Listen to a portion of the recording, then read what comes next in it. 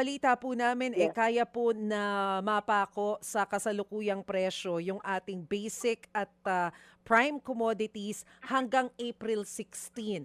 Ano po ba ang ibig sabihin nito? Ito po ba ay commitment from manufacturers o nagpatupad po ba tayo ng price freeze? Paano po ba natin to dapat tingnan? Yes, opo. No price increase po tayo sa basic necessities and prime commodities. Ito po yung listahan na ito po yung mga produkto na nasa listahan po ng DTI.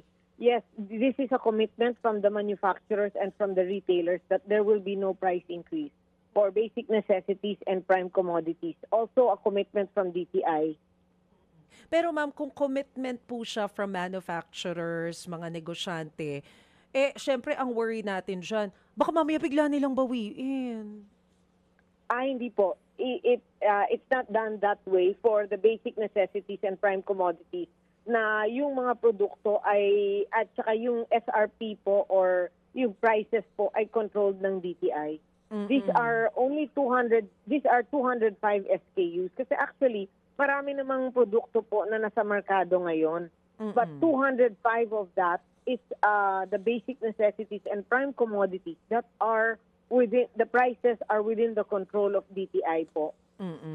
Ito po yung nasa 200 something na 205 SKUs po. Opo, 205 na mga piling brands. Ano po? Nakikita Yes, naman opo, doon sa yes.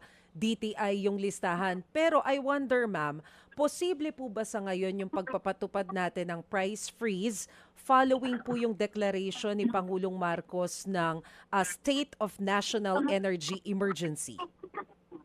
Yes, actually hindi kasama yung basic necessities and prime commodities dito no sa energy sa declaration ng energy crisis. So for now, we just follow ang up to April 16 na no price increase for basic necessities and prime commodities.